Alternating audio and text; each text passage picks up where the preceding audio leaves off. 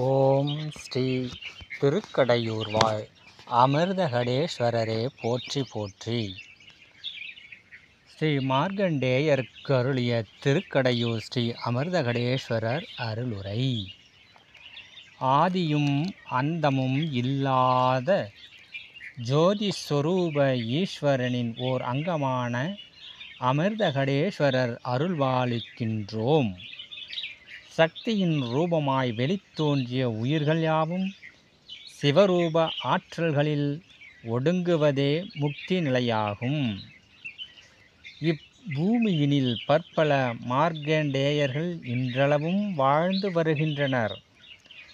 உயிரினை ஆன்மாவிற்குள் பிரதிஷ்டை புரிவது என்பது உடல் துறந்து தனது இறுதி பிறவியினையும் கடந்து மோட்ச வீட்டினை அடைகின்ற தருணத்தில் நிகழ்ந்தேறிடும் ஒரு நிகழ்வாகும்.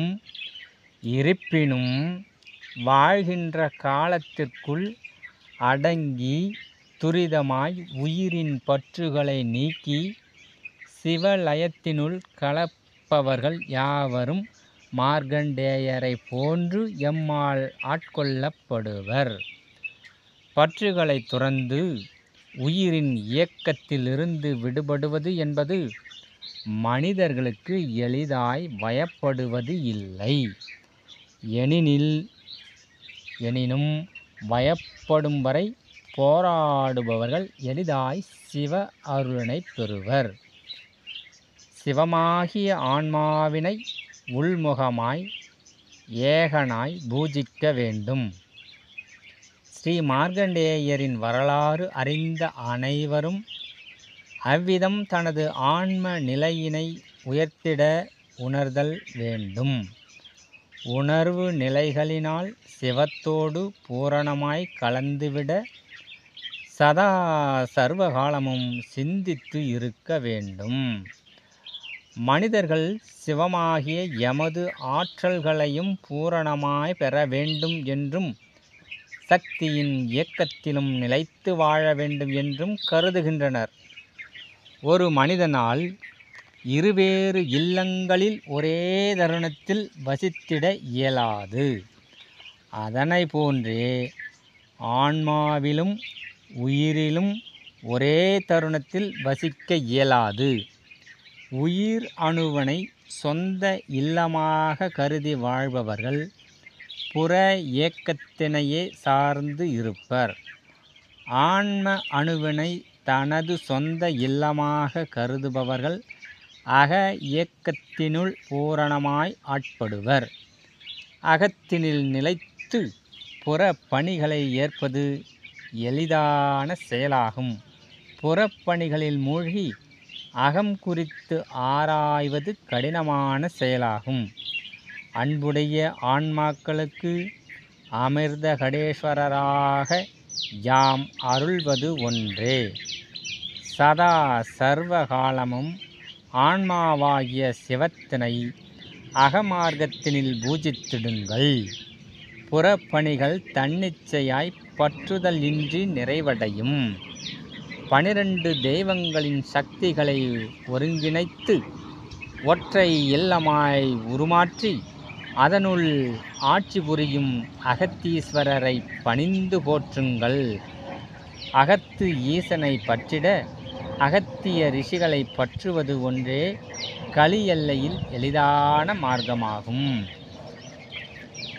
அன்புசார் மானுடர்களே, ஆற்றல்களை சேமித்து ஆன்மாவினை நோக்கிய பயணத்தை மேற்கொள்ளுங்கள். எண்ணம் சொல் செயல்களை ஒன்று குவித்தல் நலன் பயக்கும்.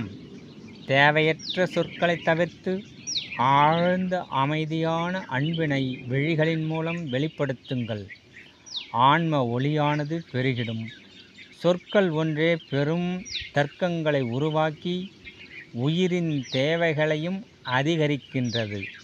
அனைத்தும் சிவனாரின் செயலே என்று பூரணமாய் ஏற்பவர்கள் என்றுமே ஆன்ம லயத்தினில் வீற்றிருப்பர். உள்ளுரையும் ஆன்மாவே அமிர்தம் நிறைந்த ஈஸ்வர சக்தியாகும். ஆன்மாவினை உணர செயல்களையும் சொற்களையும் ஒடுக்கி சிவ எண்ணங்களில் மூழ்கி நிலைத்திருக்க வேண்டும். உங்களுடைய ஆன்மாவாகிய சிவத்திடம் உங்களை பூரணமாய் முழுமையாய் ஒப்படைக்க கற்று அறிந்திடுங்கள்.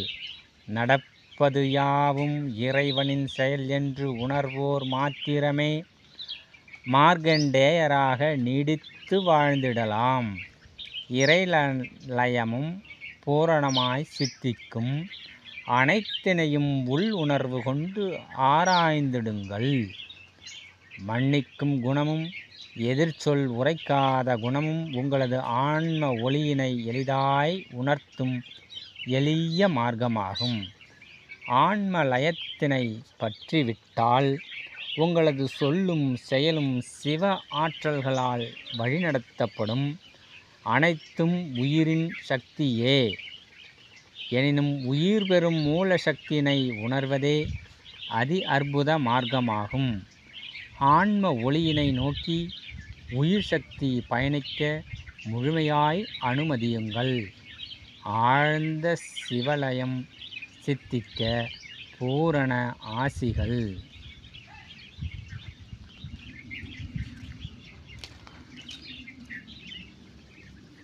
இந்த செய்தி ஸ்ரீ திருக்கடையூர் வாழ் அமிர்தகண்டேஸ்வரர்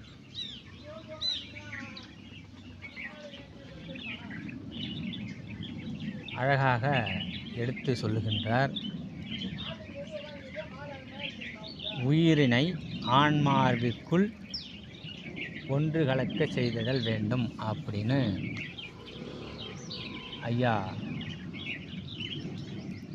அமிர்தகண்டேஸ்வரர் தன்னுடைய பகிரங்கமான செய்தியை குறிப்பிடுகின்றார்.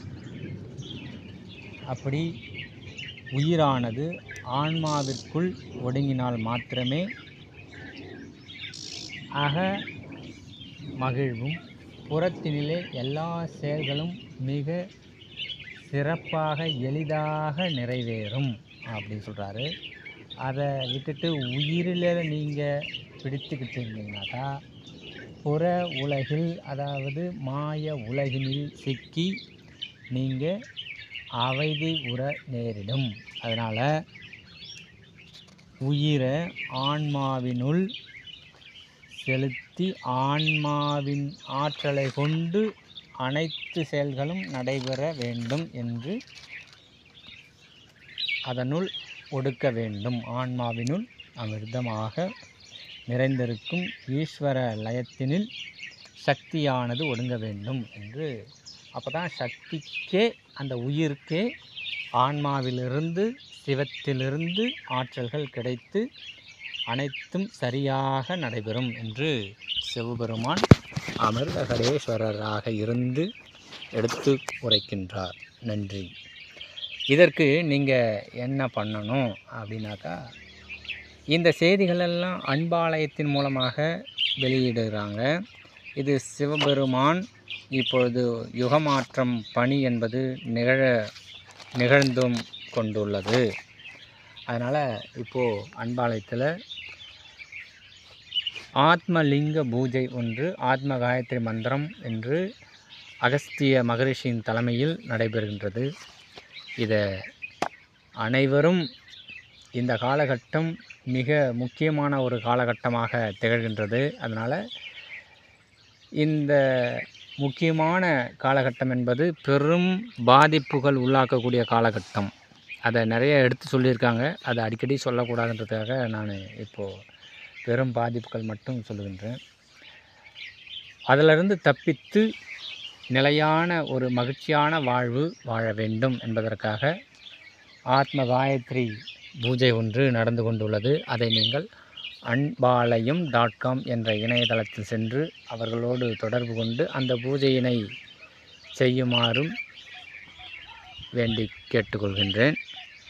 இது அகஸ்தியருக்கு நீங்கள் செய்யும் தொண்டு. இது உலக மக்களுக்காக நீங்கள் செய்யும் தொண்டு.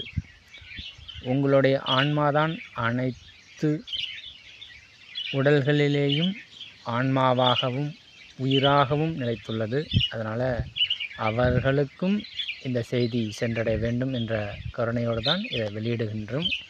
நன்றி.